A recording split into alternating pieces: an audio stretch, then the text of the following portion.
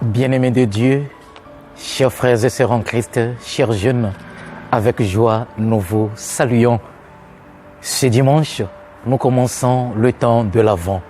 Premier dimanche de l'Avent, mais également le tout premier dimanche de la nouvelle année liturgique. Et le temps de l'Avent, c'est donc un temps de l'attente. Oui, avant, Adventus, qui signifie venu, ou encore avènement. Mais l'avènement de quoi? Eh bien, de notre Seigneur Jésus-Christ. Et donc, quand nous parlons de l'Avent, nous faisons référence ici à une double attente. L'attente du grand retour de notre Seigneur Jésus-Christ, la parousie, lorsque le Seigneur reviendra. Et la deuxième attente devient une préparation immédiate à la rencontre de celui qui nous apporte la paix de Dieu le jour de Noël. Et donc, quand nous parlons de l'Avent, nous faisons donc référence à ces deux mouvements. Attente du dernier jour, lorsque le Christ apparaîtra dans sa gloire pour le jugement final, mais en même temps aussi une préparation immédiate à la rencontre de ce Dieu-là qui va prendre notre humanité pour pouvoir nous donner sa divinité. Noël. Et pour ce premier dimanche de l'Avent, bien-aimés de Dieu, les textes bibliques qui nous sont proposés sont très riches. La première lecture nous vient du livre du prophète Isaïe, le chapitre 63, les versets 16 à 17, puis le verset 19. Puis le chapitre 64, les versets 2 à 7. Pour la méditation, nous avons le psaume 79. Saint Paul va nous accompagner dans la deuxième lecture avec sa première lettre aux Corinthiens, le tout premier chapitre, les versets 3 à 9. Pour l'évangile, nous avons Saint Marc, le chapitre 13, les versets 33 à 37. Nouvelle année liturgique, un autre évangéliste va nous accompagner. C'est Saint Marc, l'accompagnateur durant tous ces temps de l'année liturgique B. De ces textes bibliques, bien-aimés de Dieu, qu'est-ce que nous pouvons retenir? Comme d'habitude, je nous propose un thème assez simple. Veillez. Oui, veillez. Le Seigneur nous invite à être veilleurs. Et le maître mot de tous les textes bibliques de ces jours, c'est celui-là. Veillez. 3 petits pas pour comprendre, évidemment, ce petit thème que je nous propose. Veillez. Qu'est-ce à dire? Premièrement, pour nous, veiller, c'est être prophète au cœur de ce monde. Être prophète. Chers frères et sœurs en Christ, en reprenant la Bible et en regardant toutes les interventions des prophètes, on finit par découvrir que leur mission était d'être au cœur du monde, au cœur de leur peuple, des veilleurs, des sentinelles. Que fait un veilleur ou la sentinelle? Quel serait son rôle? Eh bien, son rôle, c'est de prévenir aussi le danger. C'est d'avertir le peuple quand tout ne va pas bien.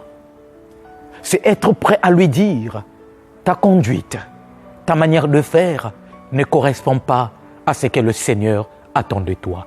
Voilà le rôle des prophètes, des veilleurs de l'espérance.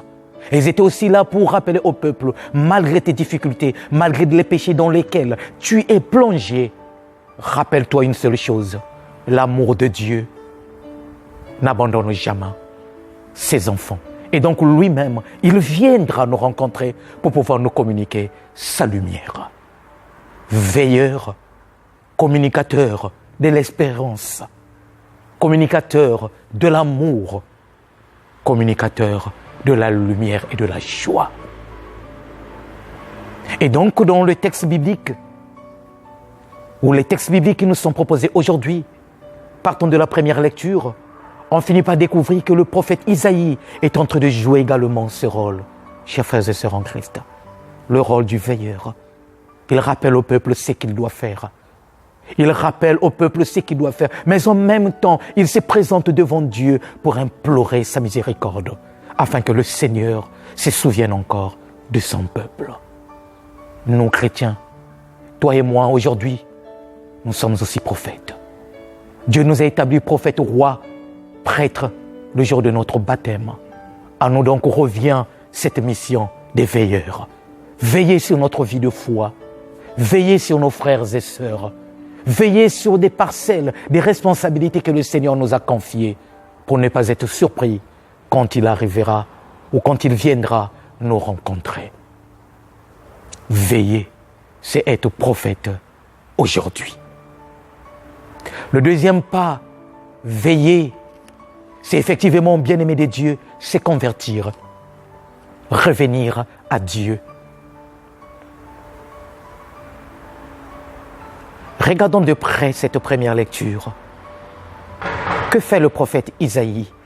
Et si vous écoutez bien les paroles du prophète, il s'agit là d'une reconnaissance, d'un examen de conscience. Le prophète ici parle au nom du peuple. Il se présente devant Dieu. Et qu'est-ce qu'il dit à Dieu? Seigneur, nous nous sommes éloignés de toi. Nous sommes devenus rebelles. Nous sommes remplis d'iniquité. Nous sommes devenus impurs.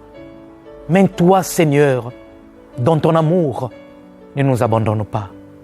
Reviens, reviens, Seigneur. Viens nous sauver. Et comme c'est beau, bien-aimé de Dieu, cette première lecture. Le prophète Isaïe ici il représente tout ce peuple-là. Il invite donc le peuple à faire ce retour.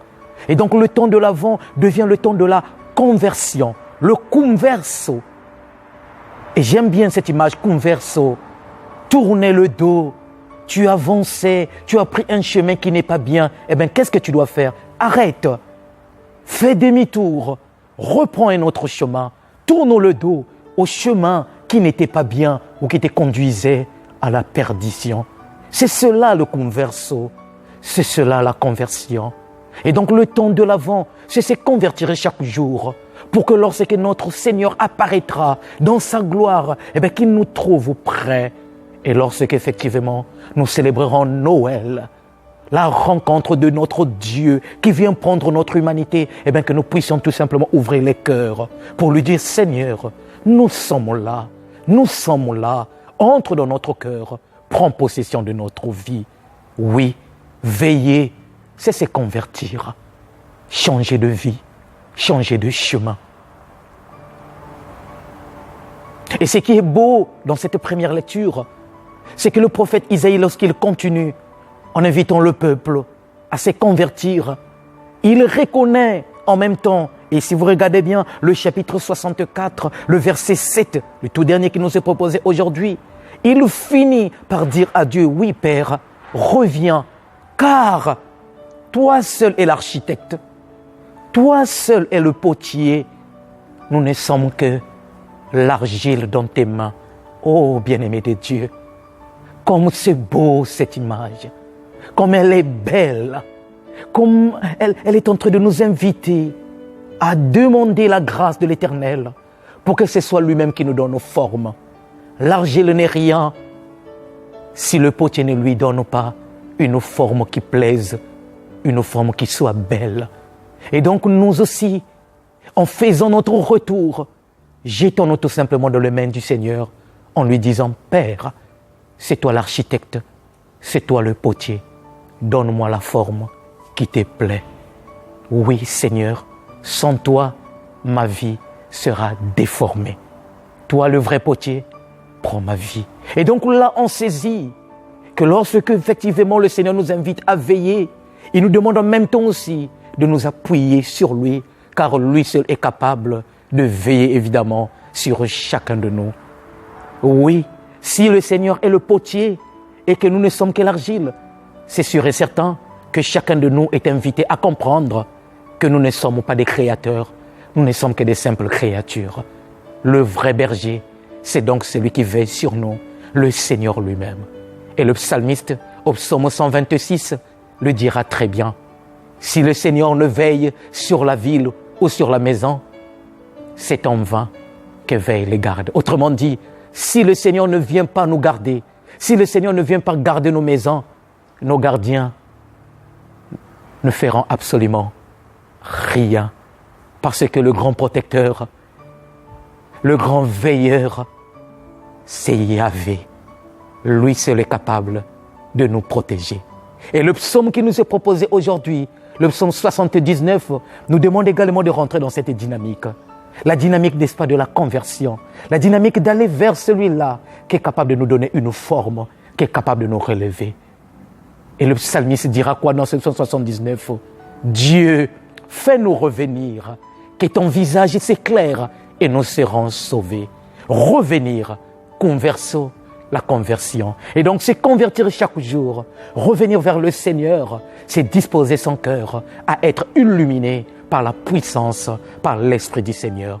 Et une fois que nous serons illuminés par la lumière du Christ, nous serons alors sauvés. Le troisième et dernier pas, c'est celui que nous avons intitulé « Veiller », c'est être actif. Déjà dans la première lecture, nous avons vu, le prophète Isaïe, il est actif. Oui, veiller, c'est être actif. Le Seigneur Jésus également nous le montre très bien dans l'évangile qui nous est proposé aujourd'hui. Il nous prend l'image de ce maître qui part en voyage. Il appelle ses serviteurs, il leur confie la responsabilité de veiller sur sa maison. Mais ces serviteurs, c'est toi et moi aujourd'hui, bien-aimés de Dieu. Dieu nous a confié la responsabilité. À chacun, Dieu a confié une portion, n'est-ce pas, de sa terre. À chacun, Dieu a confié la responsabilité de veiller sur sa maison. Et cette maison, aujourd'hui, peut être ta famille. Cette maison peut être tes frères et tes sœurs.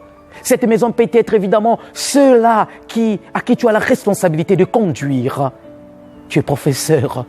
Les élèves, les étudiants ont besoin que tu veilles sur eux en les conduisant vers la science. Tu es mère, père de famille. Les enfants à la maison, ta famille, devient cette maison que le Seigneur te confie pour que tu puisses en prendre soin. Tu es médecin, les patients, les malades deviennent effectivement cette maison que le Seigneur t'a confiée pour que tu puisses évidemment veiller sur elle. Être actif, être actif. Et déjà, si vous vous rappelez, le 33e dimanche de l'année liturgique, que nous sommes entrés effectivement déjà de laisser, c'était le 15 novembre passé. Les textes bibliques nous invitaient à cela, à être actifs, car nous ne savons pas à quel moment le Seigneur va revenir.